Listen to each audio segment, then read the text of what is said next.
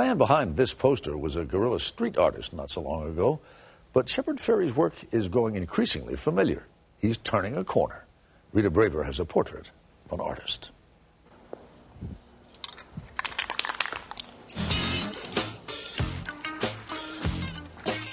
My talent is more for making a bold, iconic graphic that is provocative. He's the artist of the moment. The one who created the famous Obama poster. He first gained fame for his street art. Yet his in-your-face style, brimming with political angst, has earned him a one-man museum retrospective at age 39. Oh, cool. So you might expect Shepard Fairey to be brash and a bit full of himself, but you know, the opportunity to share my work with people is what's rewarding, not so much the focus on me. In fact, Shepard Fairey is an earnest young man who seems to save his rage for his work. I describe my art as graphic art with social and political messages. Like Greetings from Iraq, based on a vintage postcard of the geyser Old Faithful. You know, it's an explosion and there's warplanes overhead. You know, I think that whether you're a citizen of Iraq or a U.S. soldier, it's not a pleasant place to be. Fairey's one-man show at the Institute of Contemporary Art in Boston features everything from wall-sized murals composed of anti-war, anti-materialism graphics to portraits of Fairey's idols in art, politics, and music. It's incredible to have so much work in one space, and I've always Of course, the Obama portrait is featured prominently, along with a thank you note from President Obama. Your images have a profound effect on people, whether seen in a gallery or on a stop sign.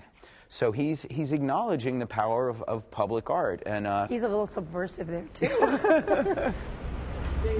Fairey, who's been arrested some 15 times, got the campaign's permission before making the posters. I didn't want to be a liability to Obama because I do have a record of being arrested for street art. It became the image of the campaign. A Time magazine cover, hundreds of thousands of posters, and 4 original collages, including both this one and another just installed at the Smithsonian's National Portrait Gallery. Fairey says he hasn't made money off the Obama image because he plowed profits back into producing more posters. But now he's locked in a legal battle with the Associated Press, which owns the photo on which Fairey's creation is based and wants to be paid.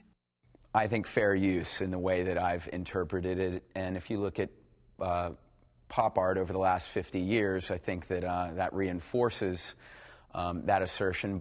When you look at that image of Obama, you don't see an Associated Press photograph. You see something that is absolutely and distinctively Shepard Fairey. The museum's director, Jill Medvedow, says Fairey is just doing what many artists have done for years. I think the key here is the transformation of something from its original form into something absolutely altogether different.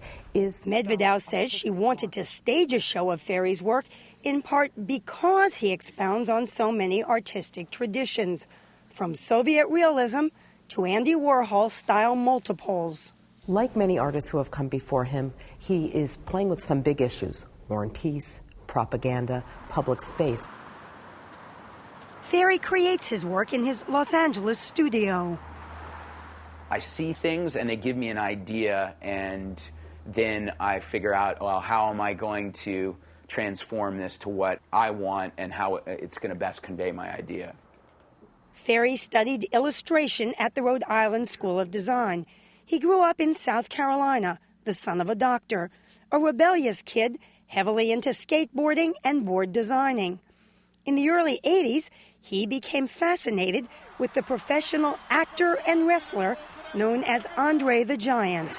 What was it about that face that somehow spoke to you? Well, I think that the face is very unique. He, at a glance, was both sinister and goofy. For years, he plastered his distinctive Andre stickers and posters all over the world, often adding the word obey. The work developed a cult following, captured in the documentary Andre the Giant Has a Posse. It was never intended to get as big as it did. It was just an inside joke between a friend and I. Even Stephen Colbert paid tongue-in-cheek homage to the Andre campaign. Until I saw these, sometimes I forgot to obey. And then I would be like walking down the street and I go, oh yeah, obey what I'm told to do, you know? In fact, Fairey says it's all part of his credo. Question everything. I wanted to get people to have to confront the concept of obedience, so I started using the word obey. And question it? Yeah, and question it. Fairey has always challenged authority, often putting his work up clandestinely. But along with the museum show, he was invited to put up public art all over Boston. The mayor even let him decorate City Hall. What's it like to be an outside artist who's suddenly being welcomed by the inside world? Well, it's pretty surreal. Even more surreal when on the day of the exhibit's official opening 2 weeks ago, Boston police arrested Fairey on a 9-year-old vandalism warrant for putting up unauthorized art. He pled not guilty, but still faces further court action.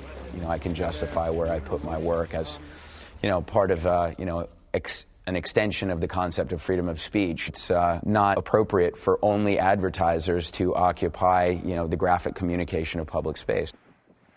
But Fairey is also a proud capitalist. He employs 20 people, producing not only fine art, but also album covers, book jackets, and movie posters. His studio just created this new advertising campaign for Saks Fifth Avenue. Married and the father of 2, he dismisses critics who say he has sold out. I'd be starving or unable to proliferate my work if I didn't have some source of income. But today, Shepard Fairey seems poised for the kind of fame few American artists have achieved in recent years. Is this work that will hold up in another 25, 50, 100 years? I think so. I think that these images are going to end up as some of the iconic images of the beginning of the 21st century. Do you hope that people just say, okay, he was the right artist for his time? Yeah, I would hope so. I don't think I could hope for anything better than that. I think that'd be pretty great.